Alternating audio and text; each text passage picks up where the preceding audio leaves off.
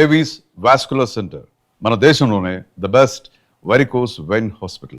నేను ఎవరిని ఇంటర్వ్యూ చేసిన ఈ క్వశ్చన్ మాత్రం కంపల్సరీ అడుగుతానమ్మా.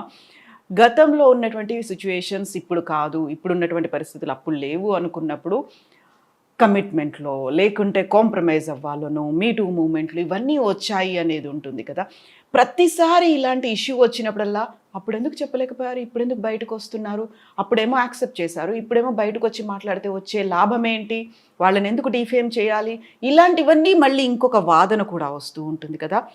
సుధమ్మ గారు 40 ఏళ్ల నుంచి సరే అప్పుడు అమ్మా నాన్న తోడుండేవాళ్ళు వచ్చేవాళ్ళు, ఆ తర్వాత ఎప్పుడైనా అరే నేను ఫిట్ అవ్వట్లేదు ఇంకా వెళ్ళిపోవాలి అలాంటి సిచ్యువేషను, లేదు ఇలాంటి ఫోర్స్ ఎక్కువ అయిపోతుంది నా వల్ల కావట్లేదు అనేదో, తప్పనిసరి పరిస్థితుల్లో కాంప్రమైజ్ అవ్వాలి అనేవాళ్ళు. చాలా వరకు ఓల్డ్ హీరోయిన్లు అప్పుడు అమ్మలు క్యారెక్టర్ ఆర్టిస్ట్ చేసిన వాళ్ళు అర్ధరాత్రులు వస్తారు, డోర్లు కొడతారు, ఇలాంటివన్నీ ఈ మధ్య కాలంలో మాట్లాడుతున్న వాళ్ళు ఉన్నారు కదా. What is your response? మీరు అడ్వాంటేజ్ తీసుకోవడానికి ఛాన్స్ ఇస్తున్నారు కాబట్టి వాళ్ళు అడ్వాంటేజ్ తీసుకుంటున్నారు. ఇప్పుడు ఒక బ్యాగ్ ఉందమ్మా, ఒక ఇప్పుడు ఈ జనరేషన్కే నేను వస్తాను, ఒక సిమ్ కార్డు ఇస్తున్నారు, ఒక మొబైల్ ఒక స్మార్ట్ ఫోన్ తీసుకుంటున్నారు, దాంట్లో ఎంత కెపాసిటీ ఉందో అంత కెపాసిటీ మీరు పెట్టగలుగుతారు. కాంటాక్ట్స్ ఎన్ని ఉండాలో అంతే పెట్టగలుగుతారు. మెమరీ ఎక్కువైపోయిందని మెమరీ ఎక్కువైందని మీరు ఏం చేస్తున్నారు, వార్నింగ్ ఇస్తుందని తెలుసుకుంటున్నారు కదా. ఆఫ్టర్ ఆల్ ఒక చెడిపోయే వస్తువుకు అది తెలుసున్నప్పుడు 6 సెన్స్ ఉన్న వాళ్ళు మీకు ఎందుకు ఆలోచించలేకపోతున్నారు, మీరెందుకు వాళ్ళకి అడ్వాంటేజ్ ఛాన్స్ ఇచ్చారు? ఎదురు తిరిగి ఉంటే మీకు జరగదని, లైఫ్ ఉండదని భయపడడం వల్ల ఆఫర్స్ పోతాయి, నేను ఇక్కడ నిలదొక్కు కావాలనుకున్నాను, అందరినీ ఎదిరించి వచ్చాను అని అనుకునే వాళ్ళు చాలామంది ఉన్నారు. అప్పట్లో మమ్మల్ని డైరెక్టర్స్ కొట్టేవాళ్ళు. ఇందాక ఒక మాట చెప్తాను, నేను బాలచంద్ర గారు ఇప్పుడు నేను కోట్లు సంపాదిస్తున్నాను, లక్షలు సంపాదిస్తున్నాను, ఆయనకి ఇవ్వట్లేదు కదా. లేదు, ఏనాడు ఇచ్చేనా? వాళ్ళ పేరు చెప్తున్నాను.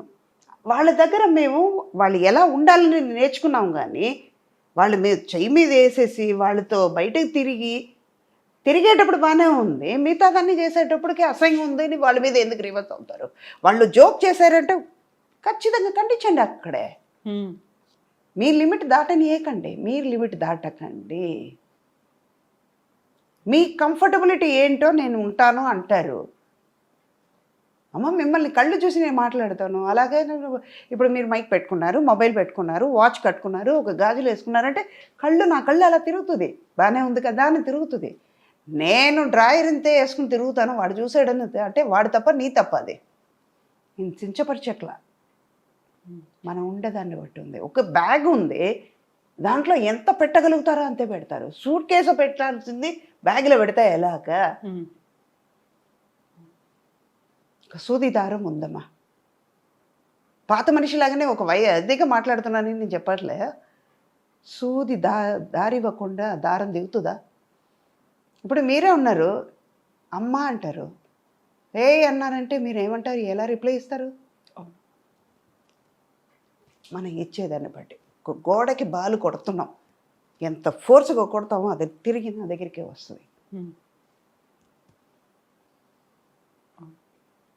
మిమ్మల్ని చూసేటప్పటికి నాకు మాట్లాడాలని అనిపించేటప్పుడు మీరు ఎందుకు మాట్లాడడానికి ఛాన్స్ ఇస్తారు? మీరు మాట్లాడకండి, అవాయిడ్ చేయండి, ఆటోమేటిక్గా వాళ్ళు తగ్గుతారు. ఒక్కసారి చేస్తారు, రెండోసారి చేస్తారు, పక్కన ఉన్న వాళ్ళు అంటారు అది నేను కేరే చేయట్లేదు, ఎందుకురా ఎందుకే అంటారు కదా. అప్పుడు నువ్వు ఇన్సర్ట్ అవుతున్నట్టే, వద్దు మాట్లాడడం మానేయండి. ఇవన్నీ చేస్తేనే. మీరేం చేసేవాళ్ళు? అప్పట్లో మాకు ఇలాంటివి వచ్చేదే కాదు కదా. మాకు ఎంతసేపు వర్క్ నేర్చుకోవాలి, మెయిన్ మొబైల్ రావడం వల్ల ఎంతకెంత అడ్వాన్స్గా వెళ్తున్నామో అంతకంత మన చెడు మెట్టెక్కుతున్నాం. చెడు అన్న మెట్టెక్కుతున్నాం, మంచిది ఎక్కట్లా.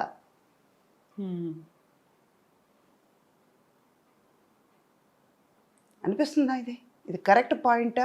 నా వరకే అది కరెక్ట్ పాయింటే.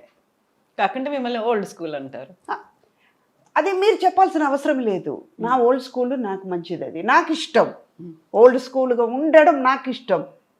దానివల్ల నేనేం పోగొట్టుకోలే, ఇలాగే ఉంటా. అలాగే ఉండండి. ఆ అడమెంట్సీ నాలో ఉంటుంది, అది నాకు అందంగా కనిపిస్తుంది. నాకు అదే కదా కావాలి. మీకు అనిపిస్తుందంటే, మీకు అది బాధగా ఉంటే ఐ డోంట్ కేర్, నా వెళ్ళిపోతూ ఉంటాను నేను. అది మీ తప్పు, మీ చూపులో తప్పు, మీ ఆలోచనలో తప్పు. నేను చెప్పలేదు కదా మీరు ఆలోచించండి, మీరు తప్పుగా చూడండి అని నేను చెప్పలేదు కదా. నాకు అది కరెక్ట్ అని అనిపించింది కదమ్మా. మీ చూపులో తప్పు ఉంది, మీ ఆలోచనలో తప్పు ఉన్నాయి. అలాగని నేను తప్పు చేసి పాయింట్అవుట్ మిమ్మల్ని చేయడం తప్పు అంట నేను. అదే సుధావే, నేను ఇది మాట్లాడతాను అది మాట్లాడతానంటే తప్పు నా వైపు పెట్టుకుని ఎదటి వాళ్ళని పాయింట్అవుట్ చేయకూడదు. మీరు ఆలోచించాలి, నేను తప్పు చేసి ఉండొచ్చు కదా, ఎందుకు అన్నారు అన్నది ఆలోచిస్తే తప్పు రాదు అక్కడ.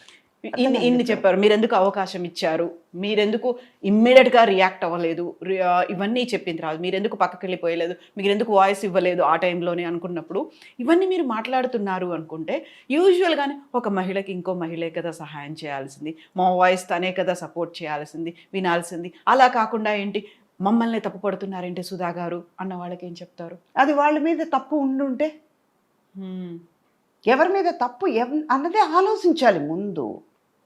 ఇద్దరిని కూర్చోబెట్టేసి అడగాలి, డైరెక్ట్గా అడగాలి. ఒక్కళ్ళ మీద ఇమ్మీడియట్గా చెప్పకూడదు, రెండు వైపులా చూసి మాట్లాడాలి. ఒక్కళ్ళు ఇది చెప్పేశారా అంటే కళ్ళు మూసుకుని నమ్మకూడదు. ఎక్కడో చిన్న తప్పు జరిగి ఉండొచ్చు, ఎందువల్ల జరిగింది, ఎవరి వల్ల జరిగింది అన్నది తెలుసుకుని మాట్లాడితే, ఫ్యాక్ట్ ఏంటో తెలియాలి, తెలుసుకుని మాట్లాడితేనే ఈ ప్రాబ్లం రాదు. బట్ అవన్నీ అక్కడి దాకా వెళ్తున్నాయి అంటారమ్మా, ఫ్యాక్ట్ కోసం, ఫ్యాక్ట్ ఫైండింగ్ ఒక కమిటీయో ఇంకోటో ఇవన్నీ తేలుతున్నాయి అంటారా మీరు?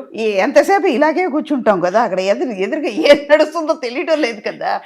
దానివల్లనే బయట ఏం జరుగుతుందని చూడండి, కళ్ళు తెరిసి లోకంలో చూడండి. ఇందాక నేను యూట్యూబర్స్ వాళ్ళకి చెప్పాను కదా, సేమ్ అదే. బయట ఎన్నో జరుగుతున్నాయి, అవన్నీ చూపించండి. టాలెంటెడ్ కిడ్స్ ఎంతమంది, ఒక్కొక్క ప్రోగ్రామ్ వాళ్ళు పాడుతా తీయగల పిల్లలు ఏం పాడుతున్నారు, ఆ డాన్స్ ఏంటి, పిల్లలకి ఏం చేస్తున్నారు, ఆ టాలెంట్ మీరు ఎంకరేజ్ చేయండి, అది చూపించండి. ఎవడో ఏదో చేశారు, ఈవిడ ఇది చేస్తుంది, అదంతా ఎందుకు? ఇంకా మీరు మైండ్ పాడు చేసుకుని ఎదటి వాళ్ళ మైండ్ని పాడు చేయడం ఎందుకు అంట నేను. ఓకే, అది సపోర్ట్ చేయను అంటాను. ఇప్పుడు తప్పు ఎవరి మీద ఉంది? రాసేవాళ్ళ మీద తప్పు, వాళ్ళ ఆలోచన తప్పు అని పాయింట్అవుట్ చేస్తాను, అది తప్పు అంటాను. కానీ మంచిగా రాసేవాళ్ళని నేను తప్పు చెప్పట్లేదు కదా, అది కూడా చూడాలి కదా. ఒప్పుకుంటారా? ఒప్పుకుంటా. ఇన్నేళ్ళు మీ అంతటా మీరే డబ్బింగ్ చెప్పుకోవడం, అన్ని లాంగ్వేజెస్లో మీరు చెప్పుకోవడం మోస్ట్ కష్టం అనిపించింది ఏముంది? అలా నాకు కొంచెం మలయాళంలో అనిపించింది, నాలుక తిరగదు కదా, తమిళ్ సిమిలారిటీ ఉంటుంది. మొన్న ఈ మధ్య ఉపేంద్ర గారు నేను ఒక 7 లాంగ్వేజ్ మూవీ కబ్జా చేసాం. తెలుగు చేశాను, తమిళ్ చేశాను, కన్నడ చేయలేను. కన్నడలో డైలాగ్ నేను మాట్లాడాను.